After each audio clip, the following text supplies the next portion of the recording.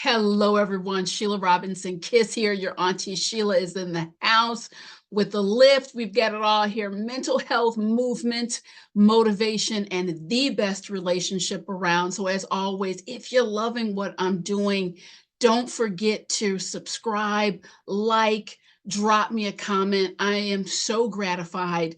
The channel is growing by leaps and bounds. That's because all of you are sharing. You're doing what I'm asking you to do. We have an amazing topic today. Going to be talking about how to ground yourself. But before that, let's go ahead and move beyond talking the talk. Let's walk the walk, do a little bit of grounding. Now, you know how we like to start out our time together. Everyone, I know you have a wish. Take a second, make your wish. All right, I made my wish. Listen, as I say each episode, please don't stop wishing, don't stop hoping. Dreams are coming true every day.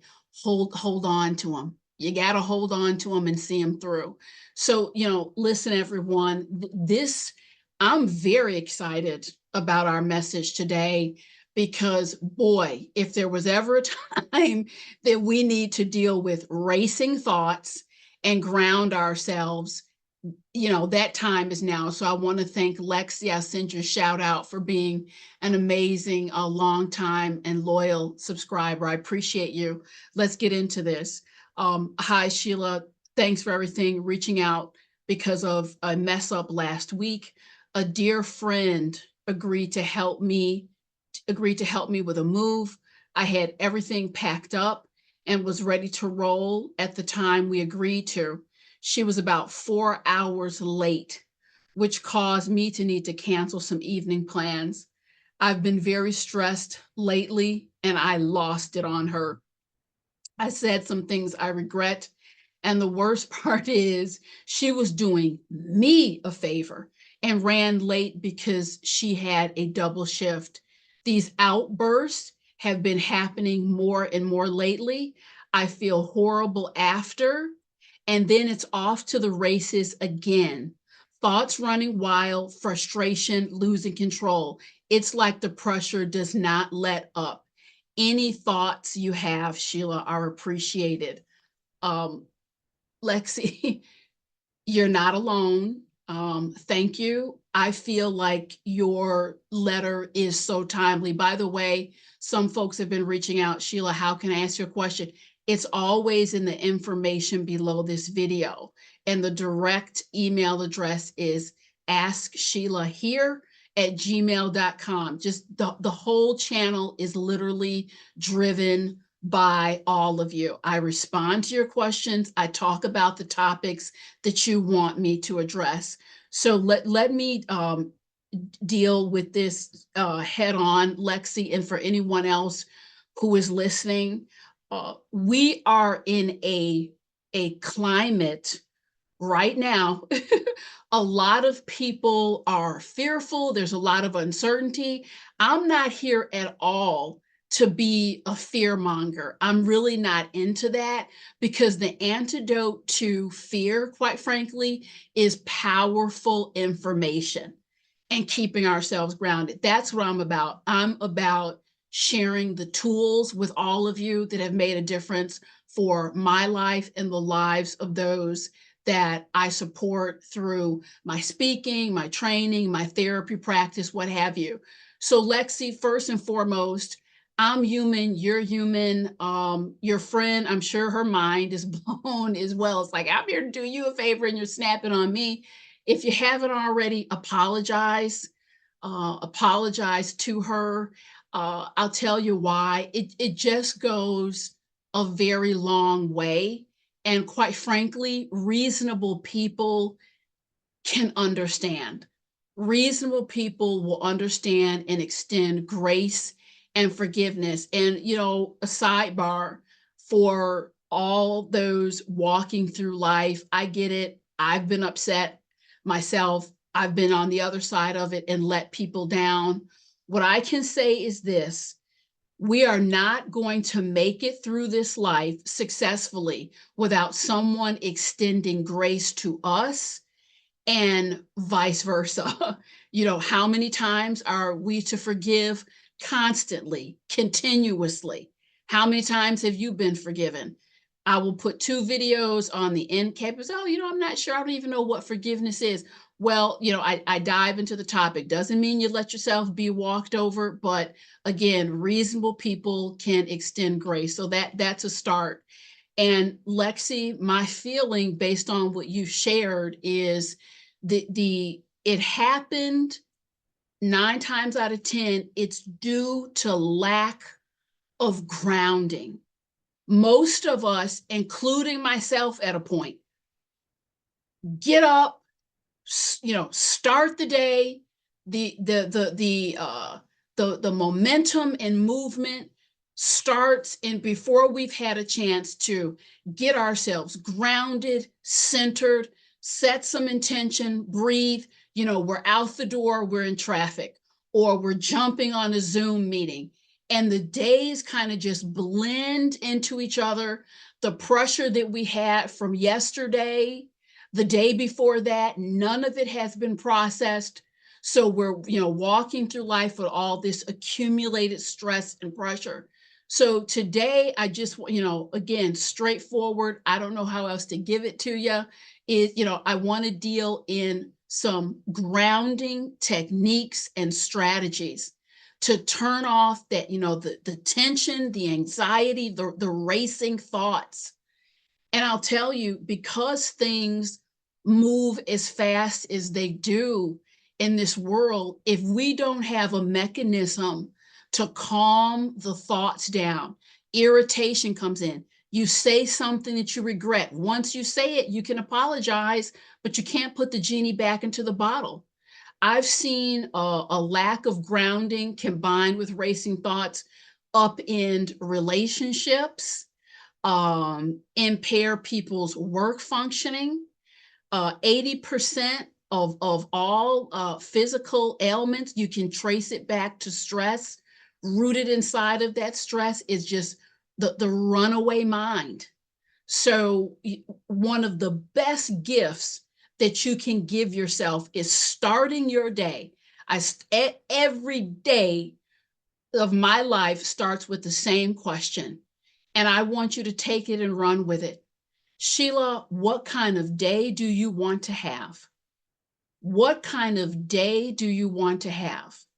Because the days that I don't take the time to just ground myself, doesn't have to take all day.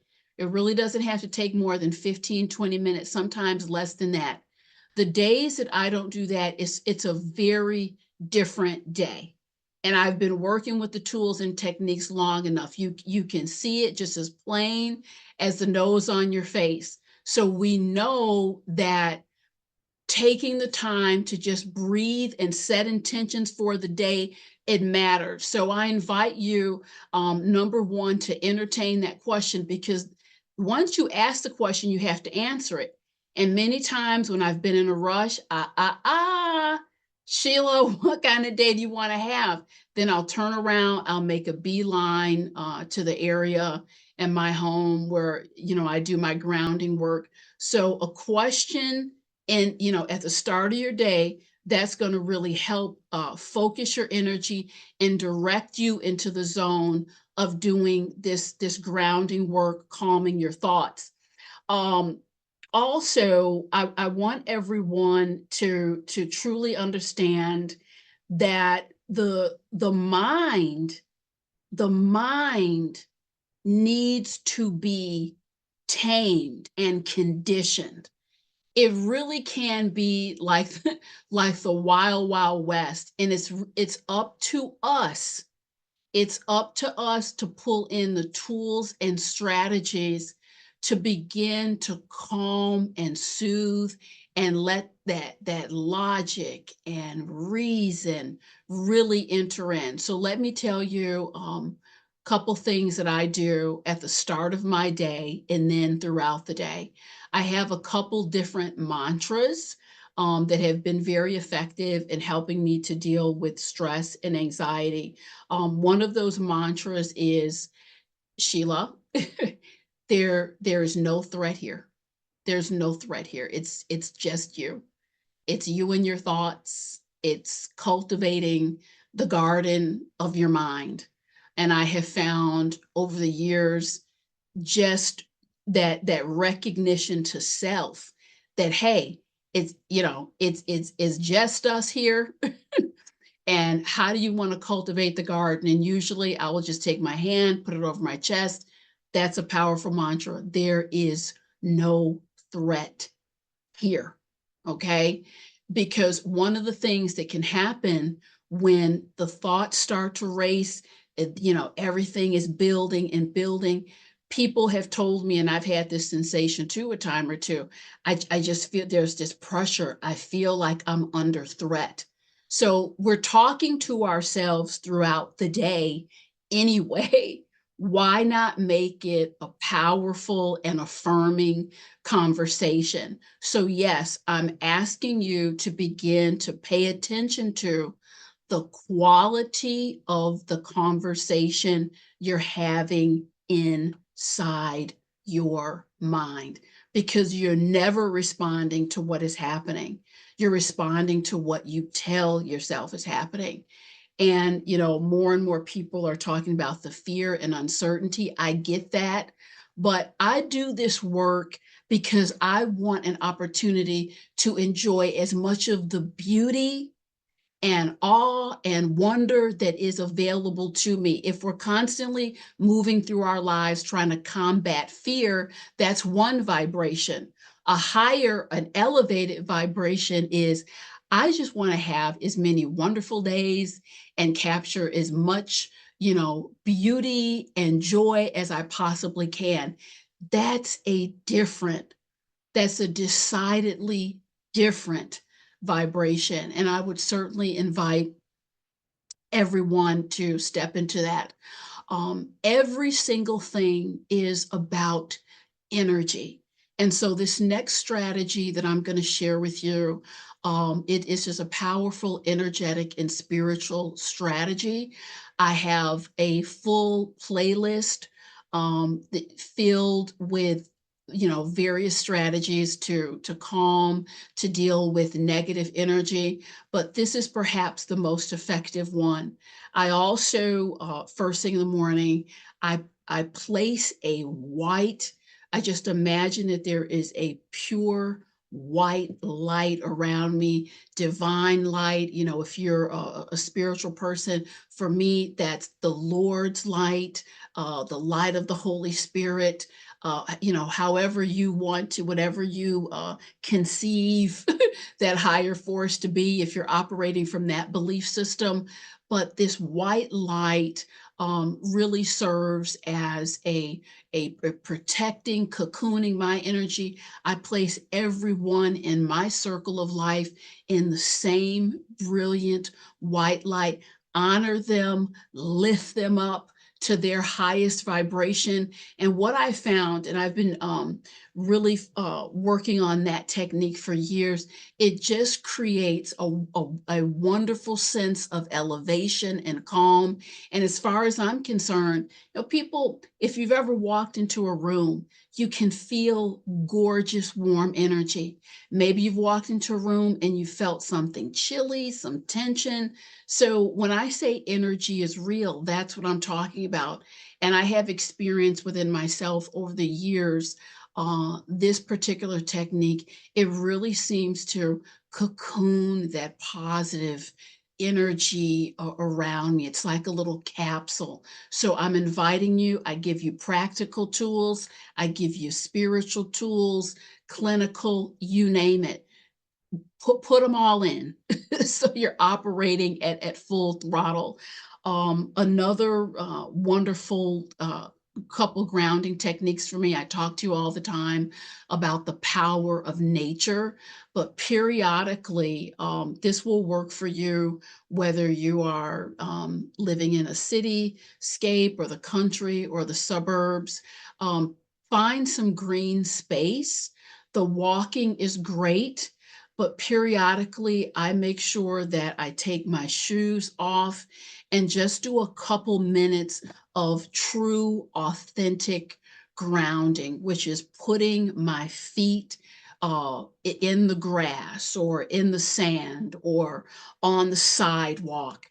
And when I'm doing that, I just do a quick visualization that I'm really, all of my energy is grounded inside of the earth energy. I do that to really create that feeling symbolically and in reality of connection with that which is greater than me, affirming connection. So, when we talk about grounding ourselves, we're grounding our physical energy, we're grounding our spiritual energy, as well as we're grounding our emotional and psychological energy as well. Because I'm telling you something, everyone, that the mind, the reason I love this work so much is with the right tools and the right focus, the mind can become a powerful ally. But it also works in the reverse. If we're not doing anything to support ourselves, to ground ourselves in our truth and growth, the mind can also become a very, very toxic enemy for us. And there's nothing like walking through this world and, the mind and your thoughts are your own enemy.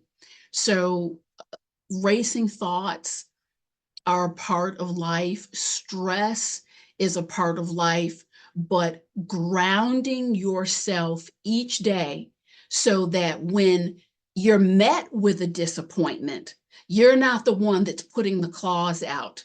That grounding energy comes and supports you, and you can say, you know what, my friend, you had to work some overtime. Yeah, you're doing me a favor. Take your time. Let me go ahead and redo my plans. It's a little insurance policy. You're going to respond differently. Respect levels from the people around you go up higher and higher. You feel good. You're making much better decisions. You're breathing. Optimal outcomes are in your future. So I just wanted to give you a couple things to think about in terms of taming the racing mind, grounding that energy. I would be remiss, as I say in all of my videos, hey, Sheila, it sounds good, but this is a really challenging area for me. Ask for help. Ask for help from the creator of all creation. Ask for help from your angels.